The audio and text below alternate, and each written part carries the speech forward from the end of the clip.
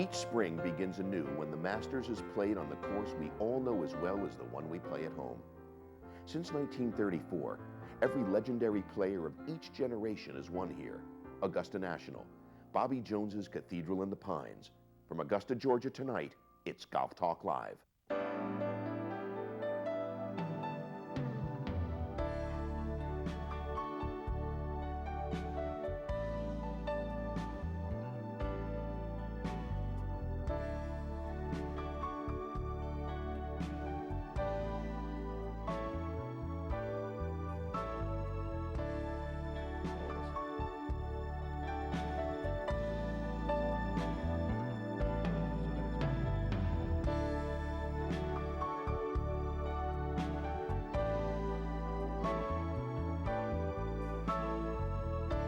Hello and welcome to Golf Talk Live from Augusta, Georgia. I'm Peter Kessler. You know, the calendar says that spring starts on March 20th. That's not true. Spring started today, the first day of the Masters. You know, no matter where you live in this country of ours, whether you had a cold or a warm winter, a few weeks before this golf tournament begins, you begin to think about it. You think about the golf course, you think about the beauty of it, you think about the pivotal holes, the favorite tournaments of years gone by, and your hopes for your favorite this year. You know, no matter what's going on in this increasingly complicated world of ours, once a year we get to return in almost a dreamlike and comforting way to a scene where we know we're going to get the same thing every year, the beauty of the most wonderful golf tournament in the world, the Masters at Augusta National. In a couple of clicks on the clock of golf's history, the Augusta National Golf Club became the most storied and loved in the world, with the only possible exception being the Royal and Ancient Golf Club of St Andrews, Scotland, which was a golf club before America was a country. While the Masters makes us feel and believe that time stands still for 4 days every April, Augusta National has gone through a nearly constant state of change since the course was officially opened for play in 1933. Not one hole remains as it was originally designed. The nines have been reversed not once, but twice. And although nobody now alive can remember, the original design, unlikely enough, called for 19 holes. Almost from the day it opened, it became the course most golfers would most like to play, in large part because the Masters fast became the tournament most golfers would most like to win. And Augusta National, the golf club most golfers would dream of belonging to. The club, the course, and the tournament strike a chord in the music of golf that the game is not likely to hear the likes of again.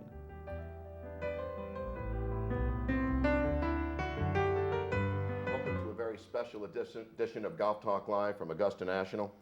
If I gave you the biographies of the three fellows who are sitting with us, we'd have no time left to ask them questions. Suffice it to say, these are three of the most eloquent spokesmen in the game. Jack Whitaker, of course, goes among different sports like a fish swims in water as easily as can be. Dave Marr, the 30th anniversary of his PGA championship in 1965. And Peter Allis, of course, who between his World Cup and Ryder Cup appearances number almost 20. So why don't we get right to it and let me thank you all for coming here tonight. Thank you, Peter. Thank you, Peter. Great honor to have you here. Thank you. Let me start with you, Peter. What are your earliest memories of the Masters? Well, they go back a long time. My first invitation came in 1953, I think it was. In those far-off days, they used to invite all the players who got into Ryder Cup teams. And it sounds sacrilegious to say it now. I don't honestly remember how many invitations I had, maybe 5 or 6, and I only came twice, and that was 12 or 13 years after my first invitation. And people say, why was that? Well, you look at the prize money then, and you look at the competition, and you look at the sort of tired old aeroplanes that used to go like this for 27 hours to go that far. And then when you arrived here, people were very friendly, but you had to stay here, and you had to stay there, and you had to and if you didn't make the cut, and not many of us were arrogant enough or confident enough or played well enough to think we would, I think it was $400 or $300 or $500. So it was better to stay at home and earn a few bob there. So it sounds terrible to say now because people would kill to get to play in the Masters. But 1953 and throughout, my last appearance to play was 67. I played, I think, 65 and 67. I never played the 72 holes, the whole setting terrified me. I've never seen so many people, I'd never seen so many gay, I use it in the old-fashioned sense, Happy. gay clothing and happiness and noise, and I sort of shrunk and shrunk and shrunk.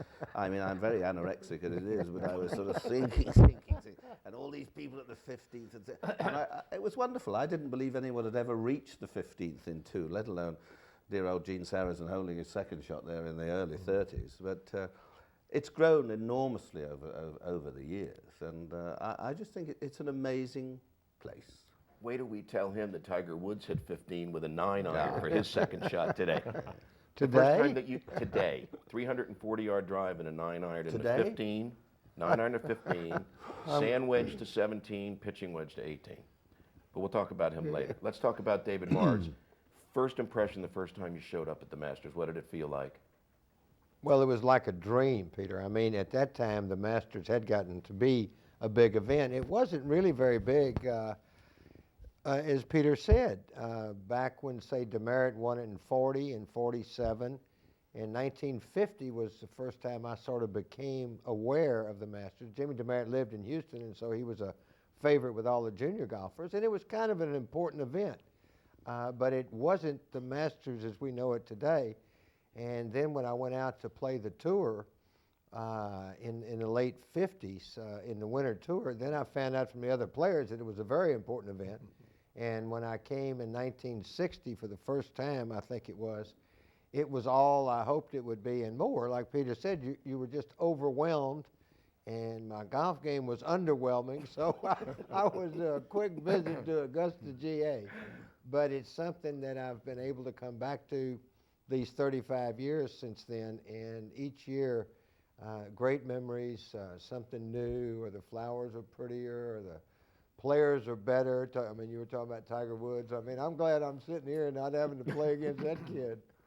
Hey, Jack, why does this golf tournament mean so much to everybody, to all of us? Well, number one, they've done a beautiful job of marketing it. But it had a lot of things going from it from the beginning. And there's not one single reason, I think, that it's as successful as it is. A lot of things happened to make it this way. One was Bobby Jones. Two was the double eagle of Sarazen. Or maybe two was changing the nines so that the back nine that we know now is such a dramatic group of 9 holes. Then Sarazen's double eagle, and then somebody like Byron Nelson winning. And then before the war, before World War II, that is. And then you got television and Arnold Palmer, and which they were naturals. And they have done, again, a marvelous job of marketing this, and it's become a tradition. You know, they reversed the nines actually twice. The course originally was set up the way it is today. Then Jones wanted it switched because he feels that today's front nine was more difficult than the back nine today as we know it. But because the front nine sat lower, the frost would take longer to go away, and so they reversed the nines again to the present order that we know today. Why does Jones's record as a golfer and as a man seem to loom larger with every passing year? Oh, well, it's history and folklore, and he was an amazing man. You could put forward a very sensible argument to say he is probably the greatest player that's ever lived. Now, there'll be thousands of people say, oh, no, rubbish. I wouldn't disagree. But he only played in about 26 or 27 of the so-called majors. Remember, 2 of those in those far-off days were the 2 amateur championships of Great Britain and the United States. And what did he play in? 26 or 27, and he won 11 or 12 of them, didn't he? 13 of the last 21. So his strike rate was 50%. 50%. Actually greater, 13 or 21. Yeah, these guys get to play in a lot, well, you know, they play in a lot more travels, much easier. I mean, his record was amazing, and he was a very charismatic man. He was a young man, he was brash, they say, and arrogant. Well, there are still a few of them around to this day. But he softened and mellowed, and he was a gentleman, he was courteous, he was as hard as nails, tough as steel, yet it wasn't considered a weakness to show courtesy to an opponent.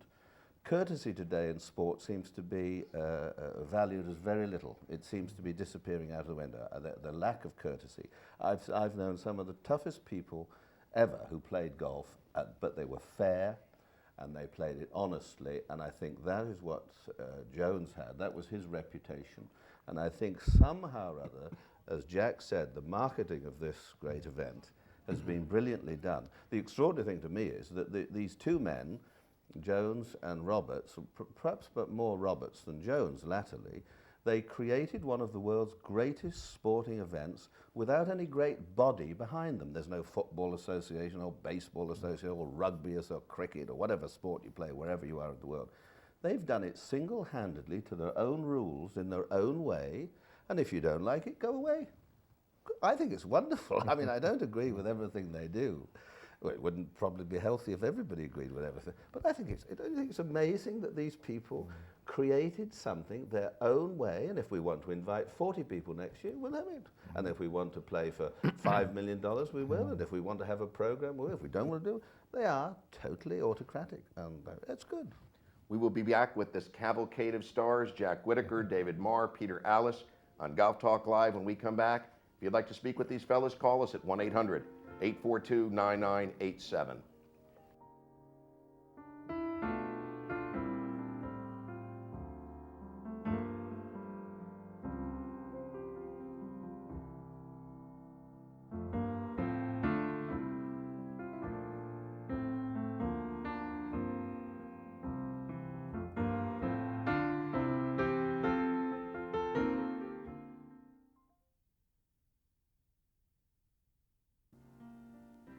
To Augusta, what can you say about this club and what has happened here? You know, you wonder why a place is so special. And it's so special because of a lot of things. It's tradition, it's Bobby Jones, Cliff Roberts, the people who followed them, the Jack Stevens, the membership who have kept the tradition in order through all these years. And I suppose if I'd like to see something continue, it is the tradition that has taken place over the years here at Augusta. Welcome back to Augusta, Georgia. Welcome to Golf Talk Live. Our number again is 1-800-842-9987. Now, I just understand that I understood recently that the first tournament that you were involved in as an announcer was Arnold's British Open win in 1961. What are your recollections of that week? Oh, I don't remember. I've not got the greatest memory in the world, I must confess. But in fact, the world of television was relatively new then. Television in Europe started for the majority around 1953 when the Queen was crowned, and people bought television sets, believe it or not. So television, although it had started and was there in the mid-30s, it was just sort of getting going. And I'd been fascinated by these pictures, and Henry Longhurst, who was a friend of my father's in the early days, was doing the early broadcast for the BBC. And I'd seen these fellas going along with their primitive machines and these huge cameras and masses of cables and things like that. And I was asked by a man called Ray Lakeland if I would care to go along at the Open at Royal Birkdale in '61 and just comment on the way the course had played. If I played in the morning, then I could go and talk to them in the afternoons and vice versa. And that's how it began, and I was totally fascinated by it. I'm completely undisciplined at it.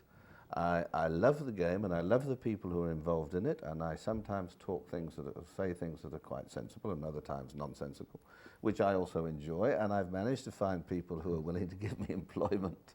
So I've been very fortunate, you know. David, you play with Arnold. I know certainly in the last round of the last major he won, which was of course the Masters 31 years ago in 1964. Right. What do you remember from that day and that time? Well, I remember the whole day. I mean, we played at 2:05, teed off. It was Easter Sunday. His memory's good. Oh, well, you remember certain things. Well, he's younger than me. His Alzheimer's hadn't gotten him yet. I remember that. I don't remember yesterday. But it was the first time I'd played well in a major championship. and to play with Arnold, who'd won there 3 times already at the Masters, was for me a big breakthrough as far as playing well in a major. And Turkinian and CBS, and I don't know that were you at CBS then, 65. Jack? All right, so, and I'd known Jack from Philadelphia when he was at CAU, WCAU, and I'd known a lot of the CBS guys. That's who I always thought I was going to go to work for. But anyhow, it would give me my 5 minutes of fame or whatever. I mean, you don't know where your career is going to go, but to play 18 holes of golf with Arnold Palmer on a Sunday afternoon in Augusta, and to get all that coverage for nothing, I mean, in a way, that's what you strive for. I mean, that's, and it was the biggest check I ever won that day, but I do remember many shots at the 15th hole, and he had a 5 or 6 shot lead, and if you're standing in the fairway at 15, when you look down across that little lake, it's like shining on this coffee table, the sun, you can't see the front of the green, you can't really tell where the ball's going to land, and I'd already knocked my shot over the water, and Arnold with a 5 or 6 shot lead, knowing him, I would have laid up. I mean, he had sort of a lie that he had a 2 or 3 iron, which I always like to go in there with a wood or something very lofted. I didn't want to have anything that might be ducking down.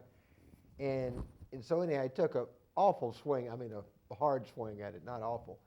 And you know how he looks when he finishes his Right. shot, and he's looking, he said, "Dave, did that get over?" I said, "Arnold, your doggone divot got over." And he looked at me and he started laughing. and you know, funny things happen on golf courses. And when you're good friends, Arnold has always been a friend of mine, and I hope I've been a friend to him. It was a thrill for me, and little did we know that at the age of 34, that would be his last major. How come we love Arnold so much, Jack? Everybody does. Why? We root for him even now, today. Yeah, sure. Because he's Arnold. He's looks you right in the eye. He's exactly what you see. I mean, there's very little, if any, pretense whatsoever about Arnold Palmer. And what you see, it's what you get. Pretty good, too.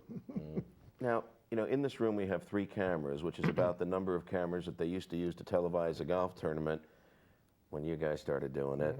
How much has it changed since then? Well, let's go Wait till you back get to be my age, you'll see. I think Ogden Nash, he was a very marvelous poet, comic poet, wrote a poem about golf it's become a 4-hole game. We only did 4 holes, 15, 16, 17, 18. And we were on like an hour, you know. So the equipment change has just been incredible, you know. They don't do it here, but we do 18 holes at the Open, we do 18 holes at the PGA, British Open, you're on all day. A little handheld, go around and maybe tell us more than we really want to know sometimes. But obviously the technological improvements have been fantastic. And the Masters have been in the forefront for a lot of night. You notice what they did here.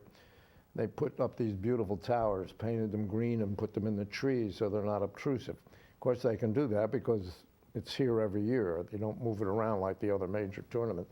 Don't have those terrible pipe stands that we have to climb up most places.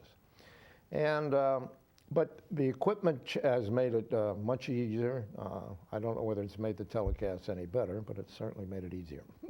We're going to take our first call of the evening, fellas, and we've got Jerry from New York with us. Hello, Jerry. Hello. How are you? Go ahead. Question, Jerry? Let's take a first. You can't hear it. Turn your What TV happened? volume off. Can hear him. Yeah, he's going to go turn off the volume and come back to us. I Hello, hope. Jerry. Hello? All right, Jerry, are you there? Yes. First of Yep. all, I enjoyed watching Dave Marr today on Shell's Wonderful World of Golf. Oh, God. My question to Dave is, why isn't he playing the Seniors Tour? Oh, well, basically, I guess I'm a lazy person. I mean, to get ready, I didn't play competitive golf for 12 years after I quit playing the tour. The Senior Tour wasn't there when I quit playing, so I went and got some jobs. Real work, I found out, was something that I should have kept playing the tour. I didn't like real work. And when the Senior Tour came and I tried a couple of tournaments, I was really surprised at how much I'd lost as far as just getting ready and just feeling comfortable back in an arena again where people were watching you play. And I realized that I'd be 6 months to a year before I'd be comfortable. And I had two very good jobs at that time, one with ABC and one with Nabisco, that I just didn't want to give up. So I thought that's what I'd worked for all my life, was to use golf in a sense to get to a place where I could have a nice life after my sport. I mean, no matter who you are, at some time in your sport, you'll be finished. Whether you're Michael Jordan or Babe Ruth or Arnold Palmer, I guess he's going to go on forever, but most people, there comes a time where you just put them up. I mean, that's one of the great things about the Masters is, you know, all of the players who've won come back every year, or certainly are invited to do so, and it's sort of like time stands still a little bit. I mean, Jack shot 67 today. We're going to take another call and we'll come back and talk about that. We've got Tony from Kentucky with us. Hi, Tony. Yes, first a comment. I'd just like to say that I've enjoyed listening to all three of you over the years, and I think that you're three of the best commentators that the sport's ever had. And a question for Mr. Whitaker. What do you think the most memorable shot you've ever seen while commentating is? Ooh, I've been so lucky to see so many. Wow. The most important, I guess I would have to say, well, let me say in third place would be a fairway wood that Greg Norman hit at Troon on the Sunday afternoon on that par 5 to put it in there in 2, and then he lost the playoff. The number one would be Jack Nicklaus's 1-iron at the 17th hole in the 72 Open at Pebble Beach, I would think. Dave, how about you on that same subject? 2 or 3 of the most memorable shots ever? Well, added to the 1-iron, you have to say Sandy Lyle's 7-iron out of the bunker at 18. Yeah. For him to beat Calcavecchia was one of the great shots of all time, I think. You bet. And I've seen, does Tony just mean shots that have appeared on television? I think they could be anywhere. Yeah, I saw Arnold play a shot one time that was as good as I've ever seen it. I didn't think he could play, and I told him so. You've never spoken since. He's always given Arnold the needle, right? And Nicklaus one time hit a fairway shot out of a bunker at Hilton Head with a wood. It hit about 240 yards through a path up onto the green. And we were playing with Bob Murphy, and I said, Murph, don't say anything to him. So we're walking along, and Jack, you know, he walks real fast. He speeds up by us, and neither one of us say good shot or anything. And he says, well, what about that? And I said, that's the worst shot I've ever seen, Jack. See all these galleries over here, all these people? They're going to go in there with a wood and try to do that. You've killed everybody in the gallery. And he started laughing. We said it was a heck of a shot. How about you, Peter? Well, as Jack said, there have been so many, but memorable shots are sort of different from great shots. Not all memorable shots have been great. I think Doug Sanders missing his putt at St Andrews in 1970 was probably one of the most memorable shots because it was a miss, and who knows what would have happened in his life if he'd held that putt. I mean, he'd won the Open Championship. He'd got a 4 to win on the simplest hole in golf, really, the 18th at St Andrews. He hits a drive up the fairway, puts it on the back of the green, puts down like that, misses it. Seve Ballesteros played a shot in the Ryder Cup matches in Florida in Against Fuzzy Zeller. 83. He was in the trap on the 18th, and he played a ridiculous shot that got him up on the green. Wonderful, wonderful, wonderful shot. But what about Larry Mize? But all the things that have happened to Greg Norman, Bob Tway's bunker shot. Why is it? There are moments when these things happen, and nobody really knows why or how. Nick Faldo winning the 2 Masters here, both on the 11th green in playoffs when other people had chances of winning, and he just rolled it in. There are so many. That's what's the fascination of it. Nobody knows why. Why is Peter Jacobsen having the year of his life? I think because he worked so hard all winter to get his body in his game. He's worked hard for 20 years. But at others, he was doing so many other things. Well, I don't know. It's just one of those things. Let me ask you a question about the Doug Sanders moment. You know, in 1970, when he hit the drive, it was just short of the green. Now, Sanders was, and you can confirm this, was a great chipper. I mean, he was a guy who could get the ball on the ground and run it up to the hole. And for some reason, from just in front of the green, I remember him hitting sand wedge. And he flew the shot way over to the back of the green. And I thought, you know, even though, of course, he bent down and picked up the pebble and got him out of his rhythm and he missed the putt, but I was always curious about the shot he elected to hit in that set up the the 35-footer that he had originally. Well, he saw it that way. He was a bit further back than that, really. He was 90 yards, whatever it was. He was quite away. But he'd won the championship. When he got down in 2 from the roadside bunker at the 17th, the most hideous bunker. That was one of the great bunker shots of all time. That was a memorable shot. Yeah. Because the thing was like playing underneath here. We got it up in the air. Put it like that. Yeah, wonderful, wonderful. We'll come back with more great golf shots on Golf Talk Live with Jack Whitaker, Dave Marr, Peter Allis. Call us, 1-800-842-9987.